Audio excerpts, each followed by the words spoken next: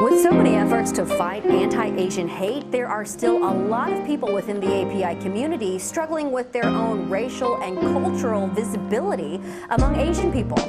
We're talking about transracial adoptees.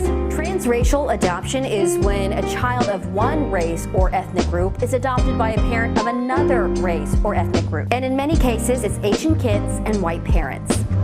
Korean adoptees like me made up that first big wave of international adoptees. In fact, there are roughly 250,000 KADs in the United States. It actually started in the 50s after the Korean War, when an Oregon couple named Harry and Bertha Holt went to Congress to change the adoption laws so they could raise 8 Korean children after the war. So I remember growing up thinking that was pretty cool, but now there's no war and adoption has grown to be a pretty big business. So now there is a lot of discussion within the adoption community. Do people want to be parents or do they want to be saviors? White saviorism is a real term. It's basically the notion that people of color need to be saved by more civilized and advanced white people. This idea as if I can see my child as white with white privilege is not only dangerous, it's erroneous. That's Jae Chung Sherman, a licensed therapist and adoptee who specializes in transracial adoption.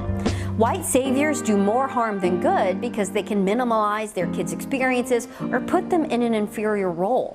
The internet had an uproar when YouTuber Mika Stouffer gained a massive following, partly for adopting her toddler son from China, only to scrub him from his site and eventually rehome him, which also raised awareness to rehoming people. Who knew that was legal? Then there was another adoptee, Adam Crapser. He was deported partly because his adoptive parents, who faced charges, by the way, of child abuse and sex abuse, didn't get his citizenship papers finalized. At the very least, white saviorism can lead to adoptees having a false sense of who they are. And then the erasure, which is also bound up in saviorism, of our collective narrative, that it is now then interspersed with this narrative that your life is American. That's all it is. In a world where there is a growing amount of anti-Asian sentiment, it is critical for adoptees to be prepared for the world as it sees them.